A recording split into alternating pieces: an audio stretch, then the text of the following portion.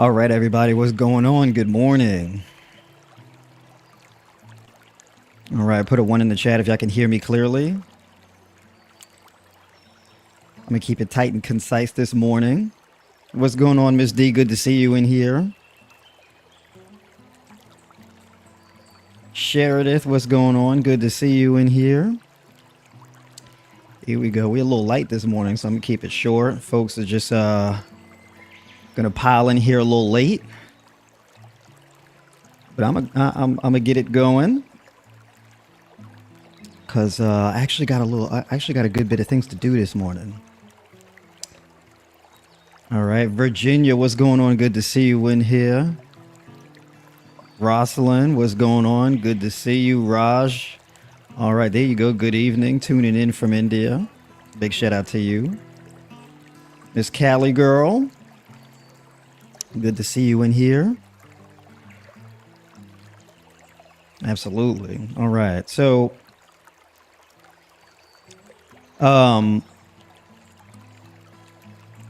we got to talk about cortisol, right? There is a lot of confusion around cortisol as far as how it works and what it does, right? Cortisol is one of those things that's extremely beneficial to your health. It's a steroidal hormone, right? Cortisol, interestingly enough, is a stress hormone that actually has anti-inflammatory effects to it. All right, cortisol actually keeps your blood sugar from dropping too low. Cortisol actually increases fat metabolism, meaning cortisol converts fat into glucose for it to be used as energy. Cortisol wakes you up in the morning, right? Cortisol is what allows you to be alert and functioning in the morning when you wake up. Cortisol is very important for boosting training performance, workouts, right? Cortisol is especially important for endurance athletes, right? So there's a lot of benefits to cortisol. A lot of people don't realize this. People think cortisol is just this thing that you just have to lower as much as possible all the time. It's actually not true, because you can lower cortisol too much, right? And that can have very problematic effects on your health. All right.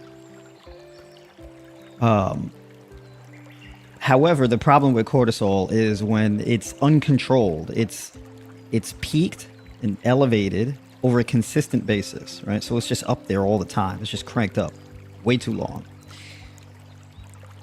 And people who have excessively elevated cortisol, a lot of the times the problem is that your cortisol is really elevated at night, right? But cortisol is the thing that you reduce peripherally, right? You have to incentivize your body to stop secreting cortisol, because cortisol is just a response to oxidative stress, just chronic stress in the body. That's what raises cortisol. And so basically what happens is when your cortisol is constantly elevated over a prolonged period of time, you become more insulin resistant, right? So there's levels to it. Cortisol basically prioritizes having your blood sugar high enough to consistently feed your brain glucose, to feed your brain sugar, right? Now what happens is the more stress there is, your body prioritizes glucose uptake to the brain and not to muscle tissue. So this prolonged elevation of cortisol actually reduces glucose uptake into the muscle and prioritizes your brain, right? This is a major fight or flight response, and this can happen at night before bed. So this elevated cortisol, it can wake you up way too early in the morning. Like, so for example, you can go to sleep around 10 o'clock or something like this, 11 or whatever the case is, and then you're up at 1 or 3 or 4 o'clock in the morning, just up, real alert. You may even have some heart palpitations and all of this. And that's one of the signs that you have excessively elevated cortisol. That may not necessarily be the case, but it typically is, right? So this is where stress management really comes into play. Now, here specifically, when I'm talking about how to lower cortisol during a fast, because fasting, although fasting is very beneficial, it could also be very harmful if cortisol goes unchecked. Right? So fasting is a stressor. Right? Fasting essentially is self-imposed resource deprivation. You're not getting any food or nutrient intake. So as a result, your body has to ramp up glucagon, right, which helps to convert fat into glucose in your liver, right? And your adipose tissue, which is your body fat. And then cortisol also does the same thing, mainly from the liver, right? So your liver just starts dumping glucose, and that can increase your blood sugar, right? And so basically that blood sugar can then be used to fuel your brain and your muscle tissue, things like this. However, during a fast, you can become more insulin resistant if that cortisol goes unchecked, because during the fast, you can be more insulin resistant, so you won't really get much glucose uptake into the muscle tissue, and therefore your blood sugar can be elevated over a more prolonged period of time. When you combine insulin resistance and high levels of glucagon and cortisol, you could just have elevated blood sugar throughout the entire fast. And as a result, your blood sugar can be elevated constantly throughout the fast. And basically, when you have this high blood sugar, that kicks on insulin. Right? So there's this handshake that happens where cortisol increases, glucagon increases, blood sugar rises. And then as your blood sugar rises, you get an insulin secretion from your pancreas. And the insulin has to shuttle the glucose into your cells. But if you're insulin resistant, well, you just have this prolonged insulin elevation. It doesn't come down either. And as a result, that can inhibit the fat burning results of your fast. Right? So you could just be not eating and have high blood sugar throughout almost the entire fast for some people as a result. So you may not lose much body fat or lose much weight during a fast as a result of this. That's essentially how that works, right? This typically happens to people when they're eating, right? So if you're insulin resistant and you're eating on a consistent basis and you have elevated cortisol while you're eating, you could just be straight gaining weight. Whereas the fasting may prevent you from gaining weight. When you're eating, you'd be gaining weight. So fasting could be beneficial for losing weight, but under these circumstances of these hormones working this way, you could just be fasting over a very prolonged period of time and not really losing any weight. And you may end up losing more muscle mass, right? Which could be extremely frustrating, because you're like, look, I'm being consistent with the fast. I'm doing 24-hour fasts, multiple times a week. It's not really coming off on the scale. And I'm feeling tired, blah, woo, woo, woo, right? And so that could be why. Now, if you maintain a fast for long enough, these numbers will start to capitulate and change, right? As you develop a new adaptation. And the reason why is because your brain is still having to use this glucose, right? So even though you may have limited glucose uptake into the muscle tissue, you still have that glucose feeding your brain and nervous system anyway, right? So if you're not eating, you start to chip into that blood sugar eventually. You start to chip into your fat stores eventually, at a slower rate, but you still will start to chip away at stored fat if you keep repeating the cycle. Of course, it feels terrible though. It takes a long time to adjust.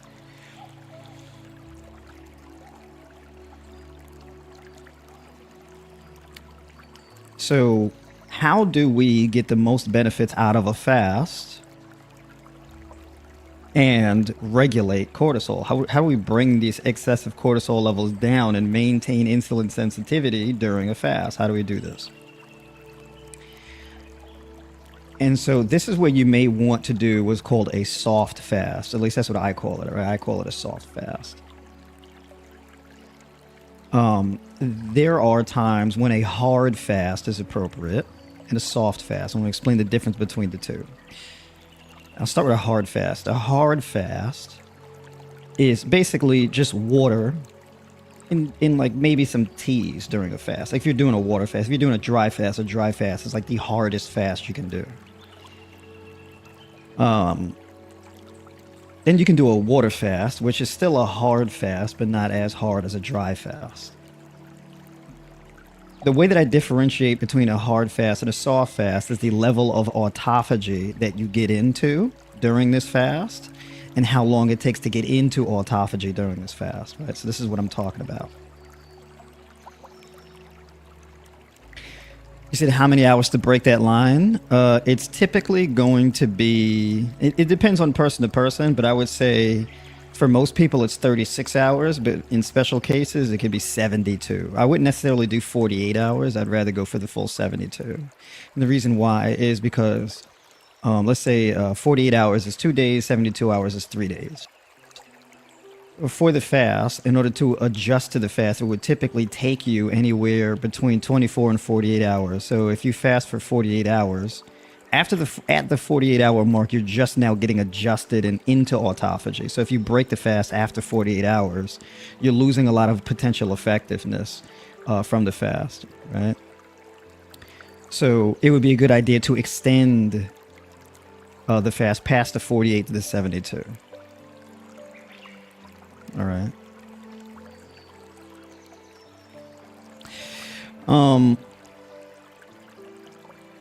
So water fast basically is a hard fast, also with just water and like some herbal teas, right? You know, the herbs, they don't have any glycemic effect or anything like this, right? So, and when I say glycemic effect, because the thing is you cannot eat and still have an insulin spike because of the cortisol raising your glucose high enough, which would ultimately, in a way, break your fast because it's insulinogenic. Interestingly enough, right? So in any case, then there's a soft fast. Now, a soft fast is softened by other things that you can then ingest. So, for example, there could be things like, let's say, magnesium glycinate or glutamine or glycine or citrulline malate, things like this. And they soften the fast a bit.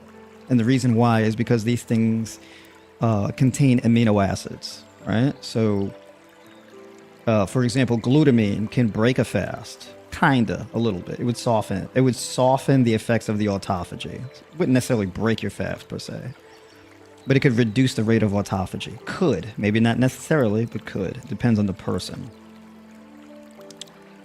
The more insulin resistant you are, the easier it is to break your fast, right? Glycine can also break your fast. Maybe not, maybe. Depends on the person. Malic acid, right, can also break your fast. Can. Right? I used to work, maybe not necessarily. Depends on the person. However, and I'm talking space. I'm talking here. I'm not necessarily focused on autophagy here. I'm not really talking about that. Because for autophagy, it's a bit of a different thing. If you want to adequately leverage autophagy, autophagy is one of those things that you don't just get from a fast. You can also get it from intense workouts, right? That's going to be a shorter-lived autophagy. If you really want to leverage autophagy, we're looking at like fasts of, in between 36 and 72 hours. Right. And if you're specifically just trying to leverage autophagy, I'm basically talking about like a fast that's good for a nice balance between autophagy and fat metabolism, like a nice split between the two. Right. This is what I'm talking about. So this is mainly for like if you really want to use fasting to like lose weight and improve insulin sensitivity. Right. This is what I'm talking about.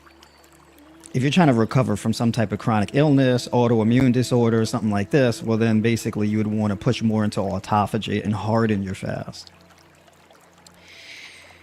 A soft fast is a good entry point into fasting, right? Because maybe like a hard fast for some people is absolutely debilitating, right? And the thing that would prevent a lot of people from effectively doing a hard fast is this hormonal disruption of the cortisol that I was talking about, where basically your blood sugar rises high enough to the point where it causes an insulin response that pretty much breaks your fast anyway. So there's a bit of nuance to this topic. So a soft fast is a way to engage in a fast without it being completely debilitating.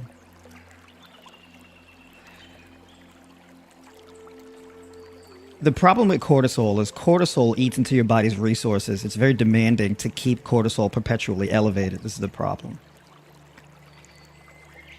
Excessive chronically elevated cortisol can deplete vitamin D. It can deplete magnesium. It can deplete important amino acids, glutamine, glycine. It can deplete zinc, right? It can deplete a lot of your body's mineral resources, amino acid resources, things like this, right? Because cortisol, it doesn't just break down fat for energy, but also can break down proteins, muscle mass for energy, right? Even erode bone density over time. This chronically elevated cortisol, right? This chronically elevated cortisol can also lead to vascular damage as well. So this is a thing we need to consider too. And the reason why this is important as well is because normally what I would suggest for people, if you really want to reduce cortisol, one of the best ways to do it is a fruit-based diet, right? Where, you know, people call this a fruit fast, where it's just like a fruitarian diet where you're just eating fruits throughout the day, right? And this works most of the time. For some people, if you're doing this and it's losing its effectiveness over time, you're at a sticking point, you're not really losing much weight, you're not really improving insulin sensitivity more, right? You're kind of just at a standstill. Then it's time to switch up, right? There are no magic bullets, right? Y'all follow me long enough, y'all know what I'm saying when I say this. There are no magic bullets. There is no one strategy that you can just follow perpetually and it will just work forever, consistently, and always. It's not really how that works. If you were to plot this out on a chart, the effectiveness of a strategy, it would be this curve. It would trend upward and then come down, right? They all work this way. Chart looks like this over time, or like this over time. There's a curve. And at some point in time, that curve goes from trending upward or downward to then flattening out, and then the curve inverts, right? So basically the flattening of the curve is what we call a plateau. After the plateau comes the inversion of the curve, where you actually start to lose the progress that you gained when you initiated that particular strategy, right? This works for pretty much all strategies, even fasting.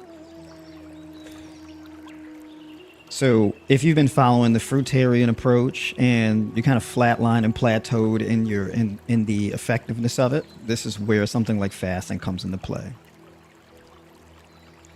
We are moving into the fasting season. This is a thing I've been thinking about a lot lately, right? Everything should be done seasonally, right? Your foods come into play seasonally, right? Because you can't get certain foods all year round. It's a seasonal thing. There's certain seasons where you get more sun exposure. There's certain seasons where the day is longer, right? So when you get more sun exposure, typically this is where your days are longer. And your days are longer. This is a season where you could be more active. When your days are shorter and there's less sun exposure, this is days where you're not as active. When you get less sun exposure and you get shorter days, this is typically going to be in the winter, and your days get shorter and shorter as you get deeper into the winter. You get less sun exposure, depending on what region of the world you're in, because this could be different. Like say if you're in a high altitude or something like that, and it's frosty weather, it's a bit different. But everybody, to some degree or another, should have a fasting season. A fasting season is going to be where your days are shorter. This is going to be where the days are much colder. And, you know, those tropical fruits that we like, the watermelon and the mangoes and things like that, well, these things are going to be in short supply during these seasons, right? Fasting season is the season where you would do things like alternate day fasting or OMAD, for example, or rolling fast, for example, right? OMAD meaning 1 meal a day. ADF, alternate day fasting, meaning you eat every other day. Or a rolling fast where you fast 3 days at a time, right? So you fast for 3 days, you eat for 4 days, you fast for another 3 days, etc., etc.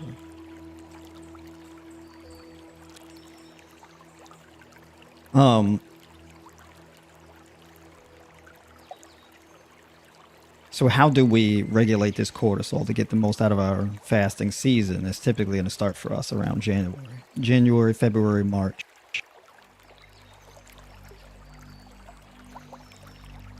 I'm gonna start with one, and this is really good to do in the beginning of the day, and that would be matcha tea. If you have a sensitivity to matcha or any type of green tea, ginkgo or ginseng or oolong tea are nice substitutes. Ginseng, ginkgo, matcha, oolong, white tea, these things are very effective for reducing cortisol. Basically, how they work is they have what's called L-theanine, right? Green tea has EGCG, right? And these different chemical compounds really modulate stress. They reduce oxidative stress, mental, physical, emotional, spiritual stress, right? Your body experiences all of these things and puts it all into the stress bucket.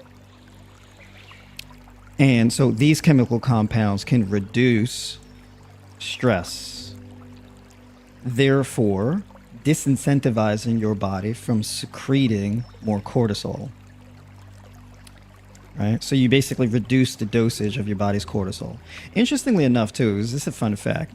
Cortisol is actually found, it's actually used in medications. If you, like, let's say if you experience like you ever get a cortisone shot, or you get that what's that called, hydrocortisone, something like this, for if you have eczema or whatever, like in a cream or something. That's what that is. Problem is, the more you use it, the more insulin resistant it makes you. But in any case, so those teas are good in the morning. For me, I'm more so about not matcha. So the matcha is my go-to thing, and I would combine that either with ginger and turmeric, or I would actually combine matcha and burdock root. So I'll do like matcha powder and burdock root powder. And I kind of like that. Those taste pretty good together, and for me, right? So I would do that. Burdock root is really good for detoxifying your blood, liver, and easing the burden on your kidneys, and also helping to filter out and cleanse out and reduce the congestion in your lymphatic system, right? So if you have like swollen lymph nodes and things like that, burdock root can really help with that, along with the matcha.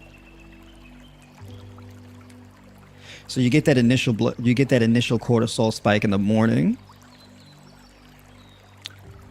and before eating anything, you could just go ahead and have that tea, and it would blunt the effects of the cortisol continuing to rise throughout the morning, and then it can taper off and start to come back down.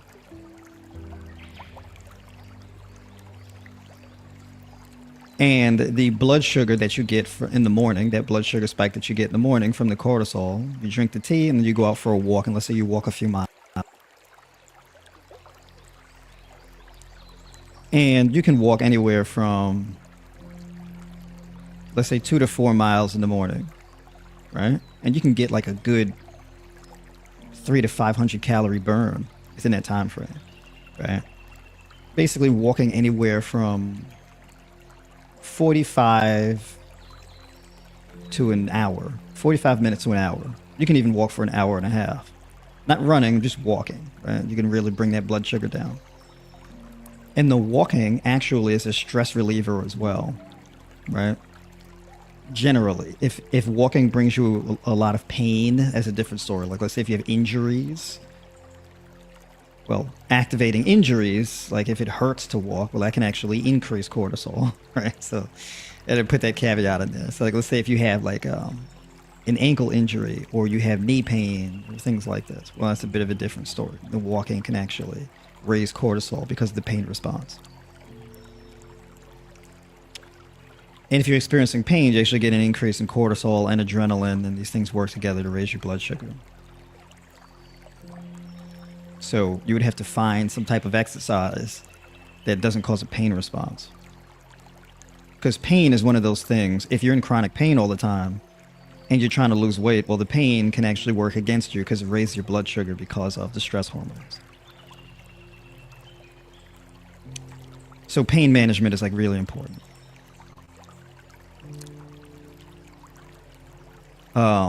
And this applies to mental pain, physical pain, and emotional pain, as well as spiritual pain. These all fall into the stress bucket. It's very complex.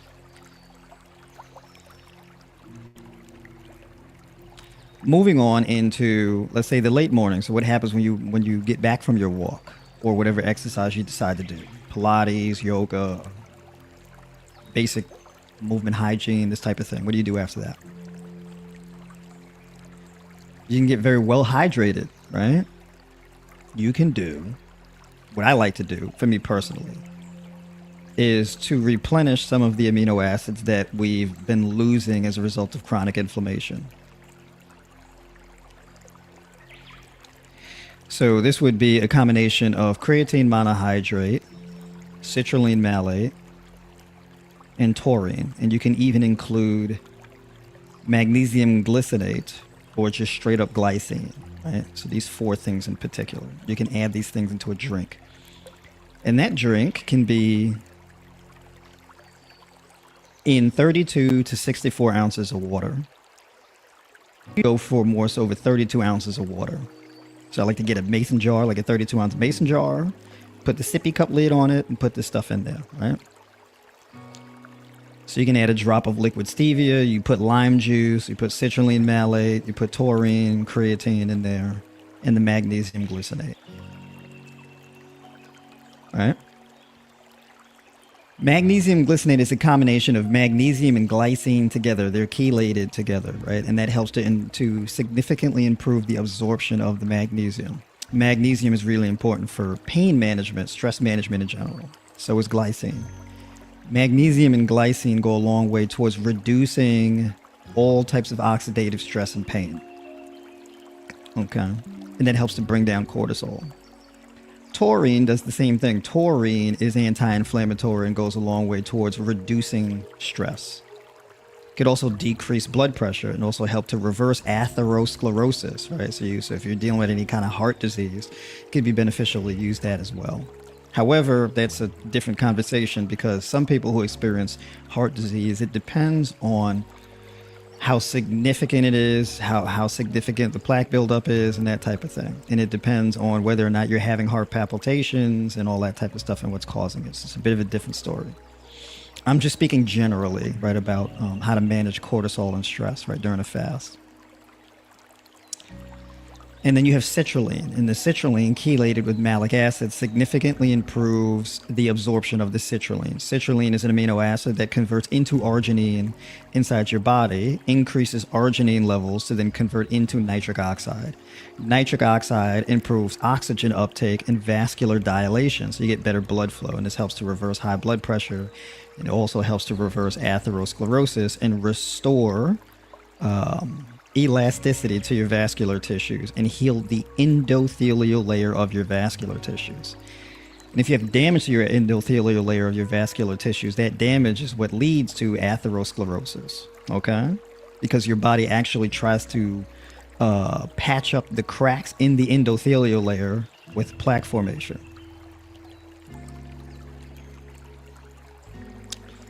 So typically that citrulline malate is going to be at a 2-to-1 ratio. A lot of these things are at a 2-to-1 ratio, right? That magnesium glycinate is actually mostly glycine with like 12% magnesium, right?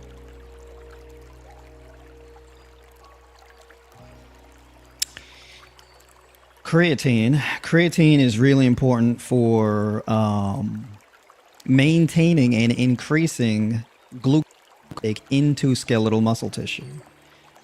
Creatine also helps to reduce cortisol and reduce oxidative stress.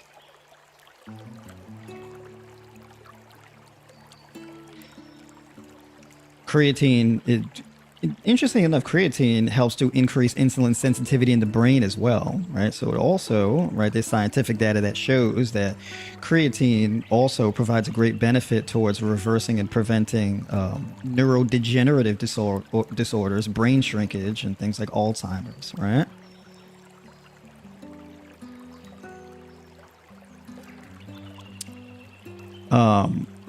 So if you're going to be doing a fast, especially a prolonged period of fasting, you're not getting these things in any kind of abundance, right? So you can supplement with a bit of a higher dosage. So basically, this is where you can put like 10 grams of creatine monohydrate in. You can put 6 grams of citrulline malate in. You can put 4 grams of taurine in. You can put 3 grams, right? Maybe even 6 grams of the magnesium glycinate in, and that's a really powerful stress reducing drink there. And what you can do in order to level out the dosage, right, is you increase the water content, right? So pretty much what I just mentioned is like double dosages of these things, right? So this is where instead of drinking these things in 16 ounces, you can double it to 32 ounces. And if you double it to 64 ounces, that works very well also. And you can drink 2 of those 64-ounce drinks. You could sip them throughout the day. And that would lead to your 128 ounces of water, right? So if you have a goal of drinking a gallon of water a day, that's actually a good goal to have during a fast. The caveat too is the more water you add to the drink, the effects of this supplementation, you're going to feel it over a more prolonged period of time in a much more subtle way, because it's going to enter your system slower. Less water increases the effects of the dosage because you have a higher amount of it hitting your bloodstream faster because it's less diluted. You can drink 16 ounces in a much shorter period of time, therefore having it enter your system and hitting your bloodstream in a much shorter period of time. If you increase to 32 ounces, you pretty much cut that time significantly. And then 64 ounces, you cut it even more. Right? 64 ounces, it takes a little longer to finish drinking. It also depends on how thirsty you are. What that also does is that helps to bring down blood sugar as well, because you're more hydrated. So the more water you drink, that also dilutes blood sugar. And it causes you to urinate more, right? So you actually relieve or release more of that blood sugar through your urine. Right? Now, this also has some implications for people with kidney disease, because the thing is, if you have like specifically kidney failure, well now, right? So like, for example, let's say if your EGFR is like 20% or something like this, it's real low. Well, the guidelines are going to be much different for you. And I would have to do a separate stream about kidney disease because things are a bit different for kidney disease. Right? I think if you have kidney disease, like extensive kidney disease, we're talking about like kidney failure or real close to it, that's a different story. This is where you would want to have more of a hard fast. I wouldn't advise a dry fast because anything that's going to be dehydrating, I think that's a very bad idea for people with kidney disease. Because dehydration makes kidney disease way worse. So that's a whole other conversation. I have to create these disclaimers because what this is not going to be a thing that I'm advising every single person in every case to do. I'm talking more general guidelines. So with something like this, you got that drink, and you can do that drink twice a day, giving you a total of 20 daily grams of creatine monohydrate, which is a really effective dosage, not just for muscle retention and muscle growth, but also brain health and brain mass retention. Okay. Citrulline malate, right? You're getting a good 12 grams of citrulline malate per day. Really good for blood flow, and for some of you may even experience more noticeable vascularity in your arms and whatnot, right? It depends on how lean you are. If you have a lot of body fat, you're not really going to see your veins per se. taurine. Taurine, in my opinion, is a good substitute for caffeine, right? Because taurine doesn't have you all wired and jittery, not for the most part. Some people who have a sensitivity, you may experience more otherwise, right? So if you have a real caffeine sensitivity, I would say not to go so quick with the 4 grams at a time with the taurine. I would say to probably start with 2. So for men, a good dosage of taurine is anywhere from like 8 to 10 grams of taurine a day. For women, it's more along the lines of 6, maybe 6, 4 to 6. So if you're going to make that drink, it could be a good idea to start with just 2 grams of taurine twice a day. Okay. If you're fasting, it's a bit of a different story. You're going to have a much higher dosage, but this is more so going to be for consistent aggressive fasting. We're talking about fast that lasts at least 24 hours, but like upwards of like 36 or even 72 hours of fasting. The more aggressive your fasting is, the more of a dosage you can have. And then the more water you add to these drinks, the water is actually going to blunt the effects of like getting too much in at a time. So there's a gradient, there's a bit of an adjustment to make with that, right? The more dilution means you can have a higher dosage, basically. The lime juice, right? The lime juice is good for taste, but it's also good for body detoxification. Right? We've all heard about the powerful effects of lime or lemon juice, or lime and lemon in general, on fat metabolism and losing body fat. Right? I mean, you can even just wake up in the morning and just drink lime juice and little sea salt, and that can reduce cortisol as well, just that in and of itself, right? So what I'm talking about is more extensive. I'm talking about something that's really powerful to meaningfully reduce oxidative stress and bring down cortisol.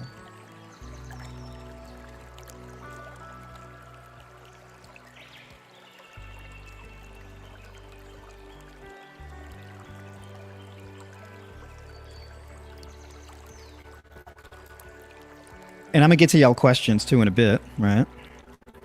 But yeah, we getting. I don't want to get too sidetracked, lose my thought process. But I'm gonna go through the comments and answer your questions. The second tea of the day, right? Getting into the second tea, we had the first tea, which is either going to be that matcha or ginkgo or ginseng or oolong tea. You can even do a blend of these, right?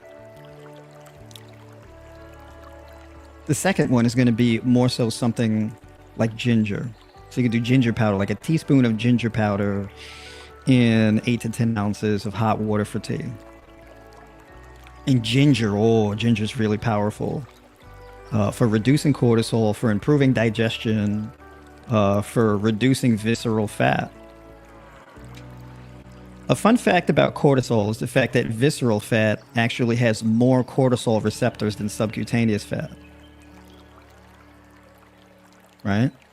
So, interestingly enough, cortisol can also help to reduce visceral fat. Visceral fat is the type of fat that accumulates over the top of your vital organs.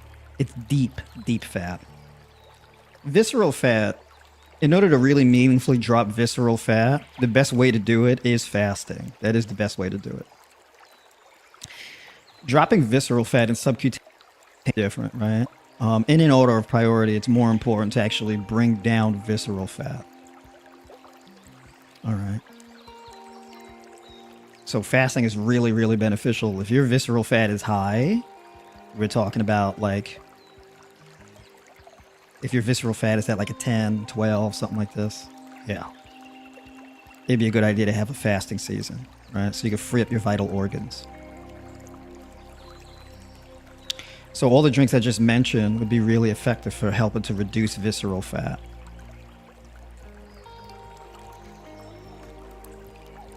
Generally speaking, the more hydrated you are, the easier it is to consistently reduce visceral fat. Right? For me, I used alternate day fasting pretty much to bring my visceral fat. I had the highest visceral fat I had was like a 7. I used alternate day fasting to bring it down to like a 4. Right? So my visceral fat is actually pretty low, largely because of a raw or high raw plant-based diet, and then having, fasting is like a routine thing. A fasting season is like an annual thing. So the ginger. If you have upper respiratory issues, if you have blood pressure issues, if you have issues with candida, right, SIBO, things like this, you may want to, you definitely would want to do something like a ginger, and maybe even add a pinch of cayenne pepper in there. Cayenne pepper is really good for killing parasites, fungus, mycotoxins, bad bacteria, etc. Right? Cayenne pepper is really powerful for that. So when you combine ginger and cayenne pepper together, it's highly effective. All right. And then, of course, after that tea, at some point down the line, you can have that second drink that I mentioned earlier with the 32 ounces or 64 ounces.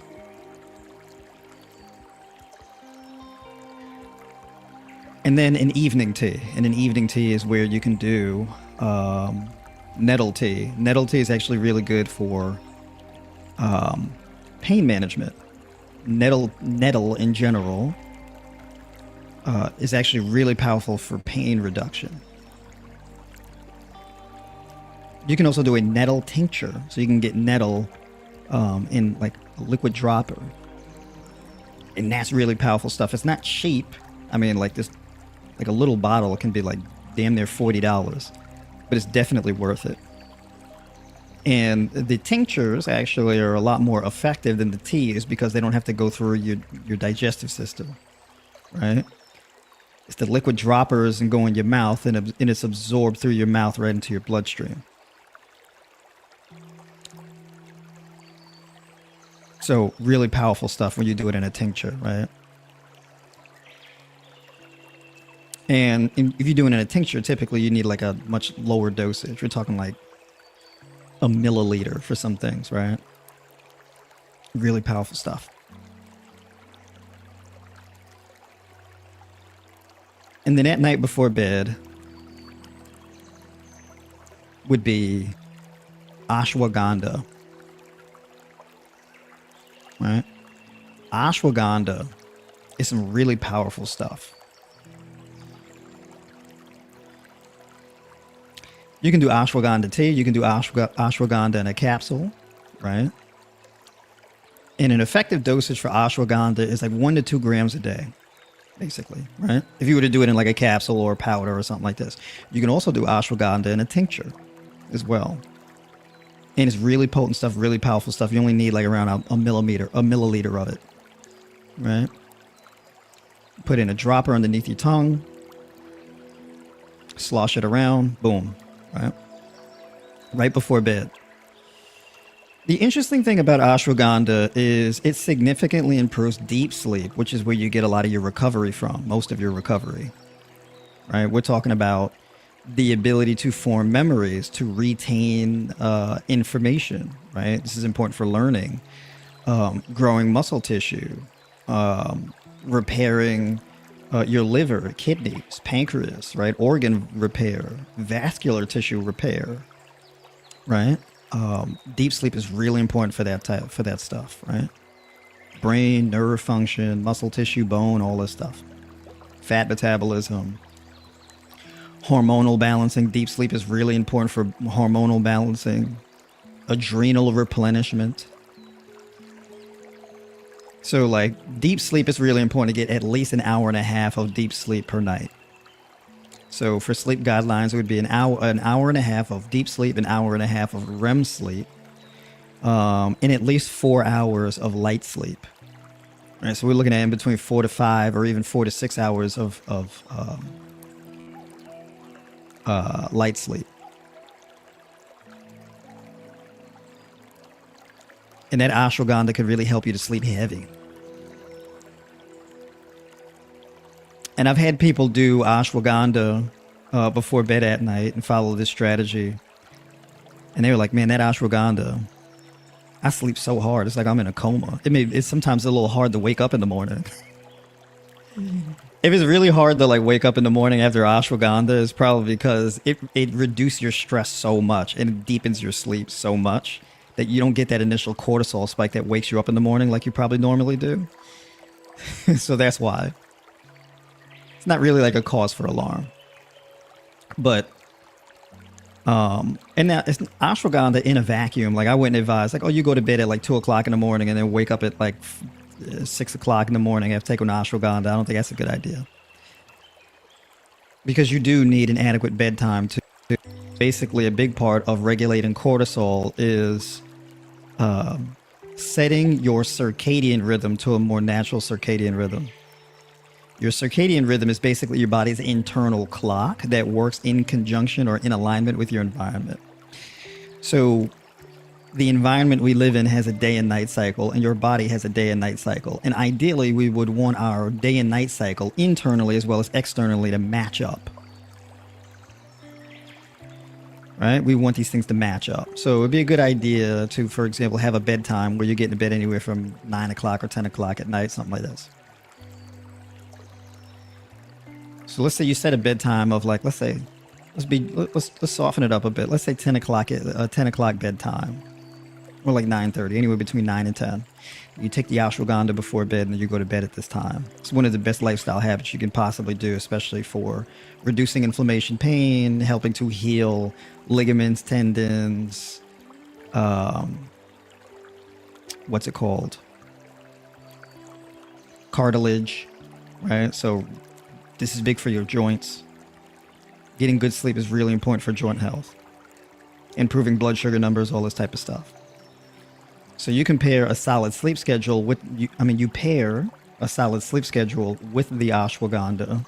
That's a really good recipe for improving and lowering cortisol levels long term, and improving blood sugar and reversing insulin resistance, right? Improving insulin sensitivity. This will allow you to have a better sex hormone balance and make it easier for you to build muscle and things like this.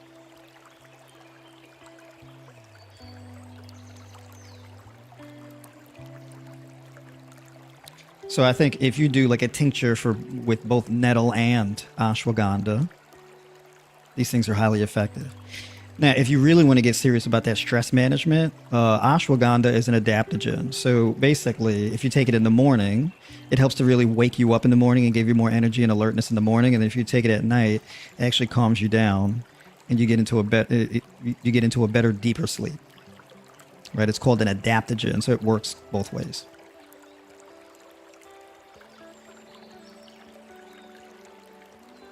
Right?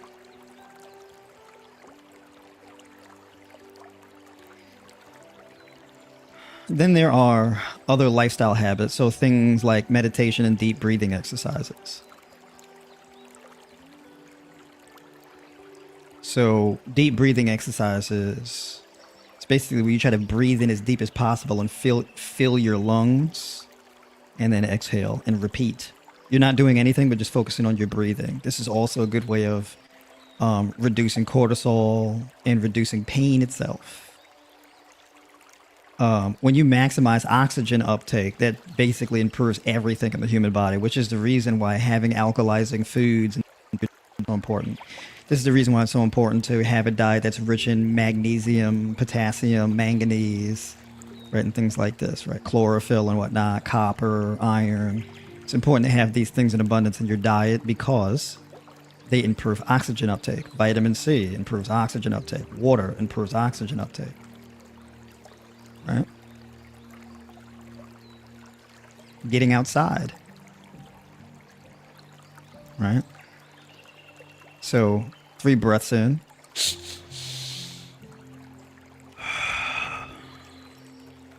You do that for a few minutes. All it takes is like a good 5 minutes. And let me tell you something. You feel it in your head up here. It's real calming when you do that. So you're taking that breathing. It reduces pain, and you can feel like a decongestion of your brain. It's really calming. It's crazy. You can do that first thing in the morning, and you can do it right before bed at night. It's really powerful stuff.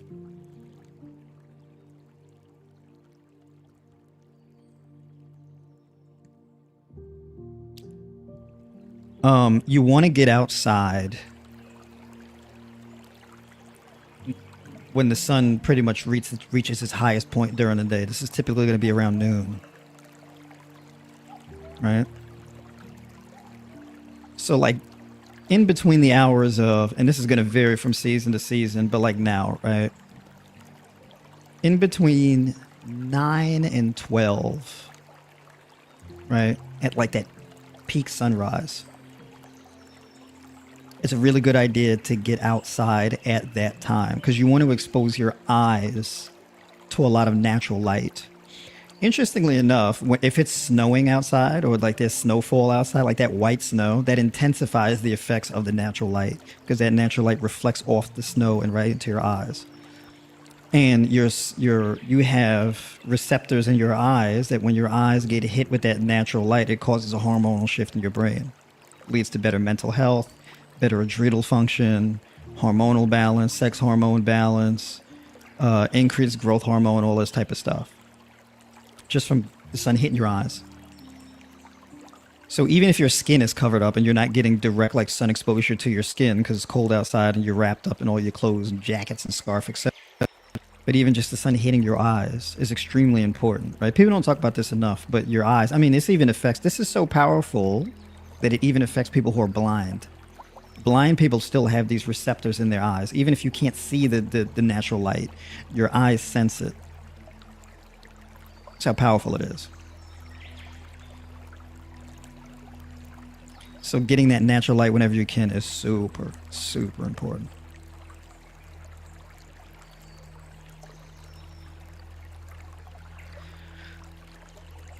All right, let's get into y'all comments here.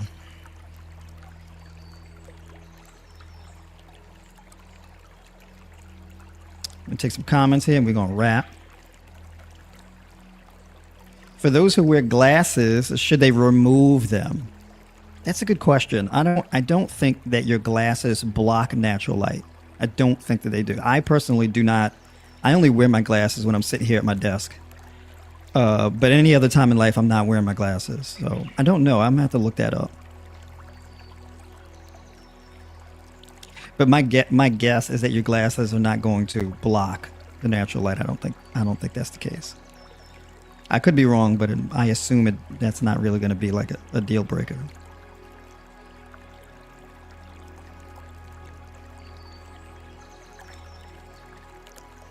This drink breaks the fast. It doesn't necessarily break your fast. It can, but not necessarily. But however, I mean, if we're dealing with cortisol being chronically elevated to the point where we're not really even dropping body fat during a fast, at that point it doesn't matter because the insulin secretion that the cortisol causes breaks your fast because it's an insulinogenic response. The whole point of not eating during a fast is that you don't produce an insulinogenic response. Right? So even if you have to soften your fast, I'd rather you do that in order to reduce the stress. Yes, low pressure, right? So you could have high blood pressure and your blood pressure could be too low. And if your blood pressure is too low, that can trigger an adrenal response and raise cortisol as well. So your pressure can't be too low because if your pressure is too low, that reduces oxygen uptake. And a lack of oxygen uptake causes a stress response because you feel like you're suffocating. That's what your body feels like, you're suffocating because you're not getting enough oxygen. Right? And that can cause heart palpitations and things like this. So if you have a low blood pressure and then you're experiencing heart palpitations, well, that's why. Your body's like, ooh, ooh, ooh, ooh, ooh, ooh, ooh. That's what your body's doing. You know, when you get this going on in your chest, that's your body going, ooh, ooh, ooh, ooh, ooh, ooh, ooh. Right? So when your blood sugar drops too low or your blood pressure drops too low, your body goes, ah, ah, ah, ah, ah. Up, up, up, up, up.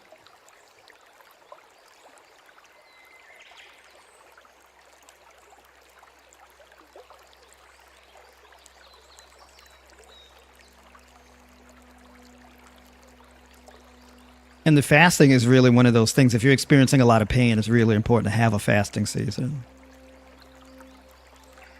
Because if you can't move because of the pain, then, you know, you can't really engage in exercise to a healthy degree. So if you're trying to lose weight, well, those things are really at odds with each other. So the fasting really is one of those things that kind of you want to lean into. That's the next step.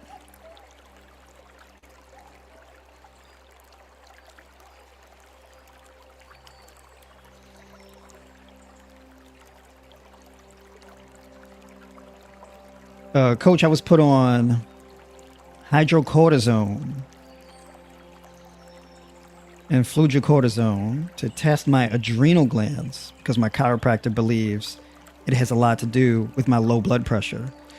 Yeah, because it sounds like, and this is the thing, right? Like people with your issues, from what I've learned, is damage to the C-spine, or like a misalignment of your C-spine, which typically happens in the C1, the C2. So that can cause those issues like what you're experiencing. But then also, they can also cause some major adrenal issues. And adrenal issues can be caused from an injury to your T-spine as well as your C-spine. So it could be either or. So it's like this chicken and egg thing. Did the adrenal issues come before the neck issues, or did the neck issues cause the adrenal issues, or what? Right?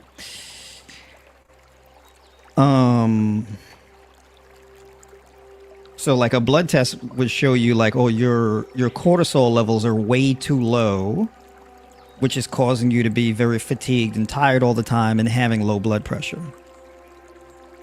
Right? So you could actually have low blood sugar, low blood pressure, and just fatigued all the time. And that would be an issue of just like, yeah, you know, your cortisol is actually too low. Right? So ashwagandha actually could really be very beneficial to you, because ashwagandha actually takes your body's natural hormonal resources and optimizes them. Right? So rather than taking some type of medication that includes that cortisol in it, like a synthetic cortisol in it, you can leverage your body's internal processes to get more of a natural balance of those things.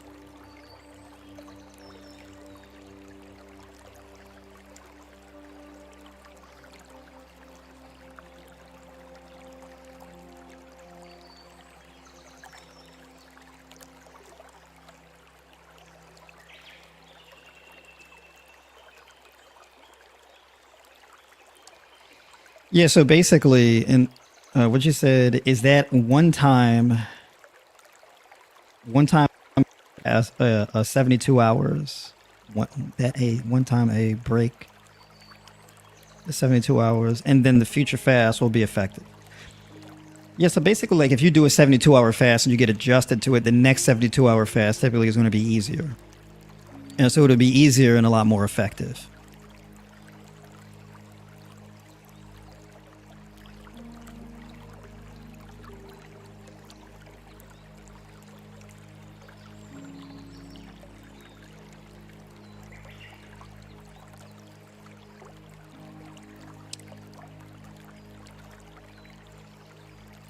Does creatine cause any hair problems like hair loss? I haven't seen any evidence for that. People say that, like, oh, I started taking creatine and I'm losing and I lost hair. Some people have said that. Some people, I haven't seen any concrete evidence that it causes that. I know it didn't cause it for me. It doesn't cause it for a lot of people. Most people don't have any hair issues with creatine. Is it possible to have hair loss when you take creatine? It's possible. Is it likely? No, not that any evidence I've seen. I haven't seen any evidence actually support that. So I wouldn't say it's not possible, but just highly unlikely based on the data we have available. And I would also need to know the mechanism. Like how does creatine affect, let's say keratin synthesis? Keratin is the protein is needed to grow hair. Right? Your hair is essentially made from keratin, right?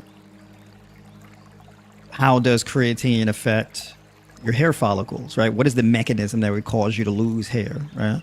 I don't know what that mechanism is. So if anybody can explain that mechanism to me, I could do a little bit more research on it. But I haven't found that.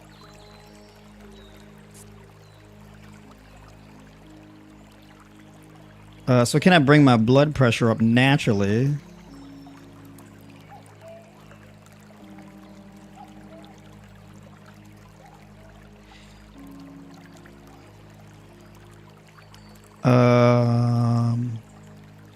I'm sorry, I'm over here thinking about something else entirely. Yeah, so that's the thing with your issue. Now, I'm only speculating 'cause I don't know for sure. Can you bring your blood pressure up normally? You could, yeah. I think that ashwagandha could definitely help you with doing that.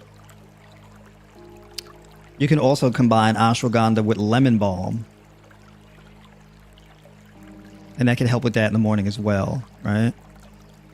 So, for example, for you, ashwagandha in the morning would work pretty well.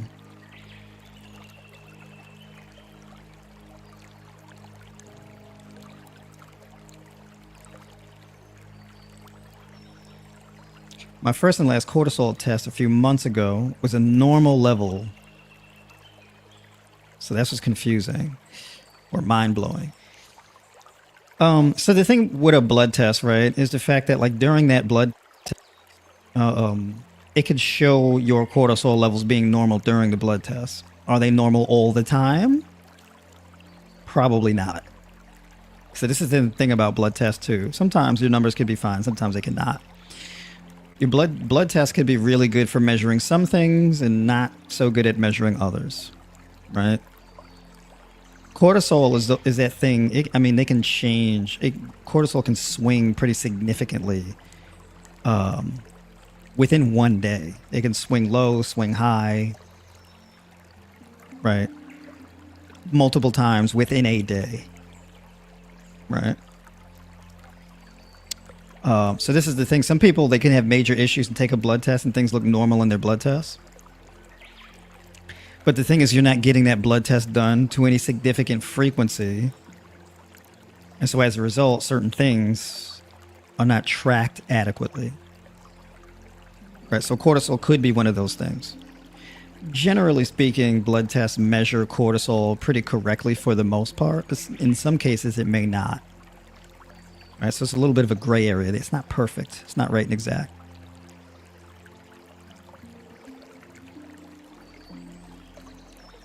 So like in your position personally, what I would do, and there's like, cordyceps mushrooms and things like that, right? The ashwagandha, there's these different types of adaptogens that you can do in like morning and night.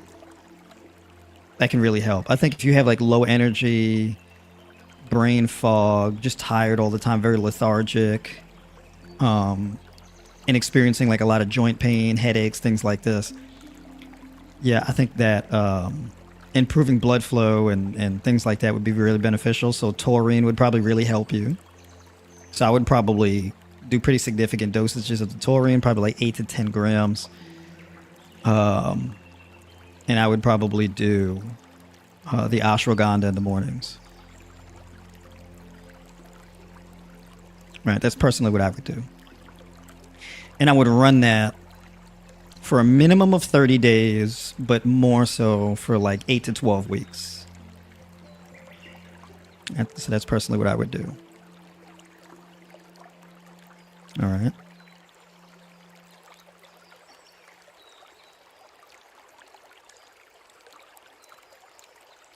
Zena, what's going on? Good to see you in here. Good morning. Good morning. Good to see you too. Say that again. Good to see you too. Absolutely. Did you have any questions or anything like that? I do, but my questions are reserved for our appointment, I think. Gotcha. Okay. Well, yeah, make sure you write them down, get on the I will. schedule, and then we can talk more deeply about them. Because I don't see you on the schedule yet for this week, so make sure you get on there. I don't. I think I'm gonna look. I hope you're available still for Wednesday. But anyway, I'll check it when we're done here. I'll make it. Gotcha. So, Okay. Sounds good. All right. okay. My man Juan, hello. Remsen, do you think it is safe to eat raw peanuts? I know some people make them soaked and boiled like legumes or even sprouted.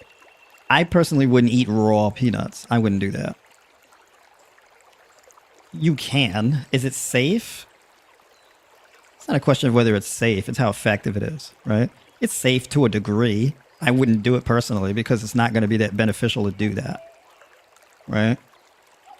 So basically, we're either looking at dry roasting, we're looking at soaking or boiling as far as peanuts are concerned. Because if you're going to eat peanuts, you want to be able to get the most out of peanut consumption, right? So basically to break down and neutralize the lectins and the phytic acid in that tightly sealed legume, I would say you got to do a little something to it to get the most out of it. Because you can eat raw peanuts and be fine. It may not upset your stomach or anything like that, but I still wouldn't advise doing that just because it's not as beneficial to do it that way. All right, so that's my position on that.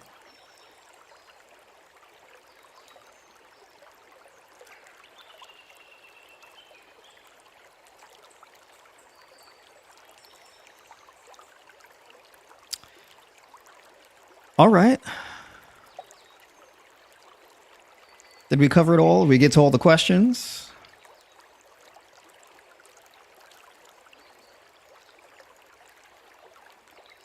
All right. So basically to wrap, I am going to... Oh, you said I take a tincture from time to time when it's severe. It has chamomile, lavender, passion flower, lemon balm, ashwagandha, and tulsi. That's a lot of things in one tincture. You say you think it helps. The thing, if you take it from time to time, you don't want to wait until it's really bad to take the tincture, right? In order to really resolve these issues and to see like the effectiveness to a significant degree, you would have to take it on a more consistent basis to get more compounding results. So if you're just taking it when things are bad, you're not really getting compound results from doing it consistently. You're just getting the result from doing it the one time that you do it.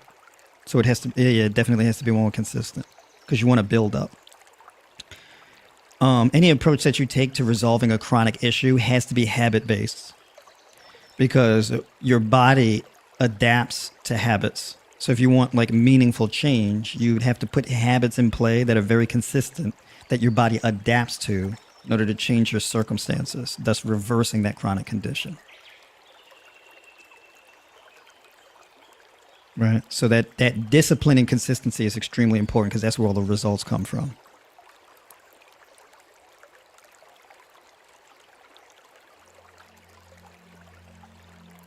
All right. So yeah, basically, this stream will definitely be up for all members of the Tribe by Noir community in the public square. And for those of you who are not currently in the tribe, definitely hit the link in the description to get in the public square. You heard Miss Zeno on the mic. She's in the community, so basically she's in the Zoom chat, so she can get on the mic and ask questions as well. In the next, basically, I'm going to have the next community coaching call be for Tuesday. All right. So that is going to be for Tuesday morning. So we got the one locked in for Thursday night for the community call, and then Tuesday morning. Tuesday morning is going to be the community call for people in the public square and the Tribe by Noir community, right? So that's the second one that we're adding in.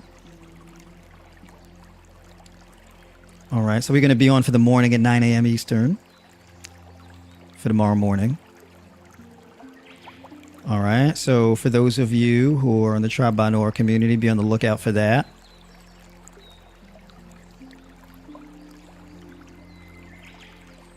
And that's it for that.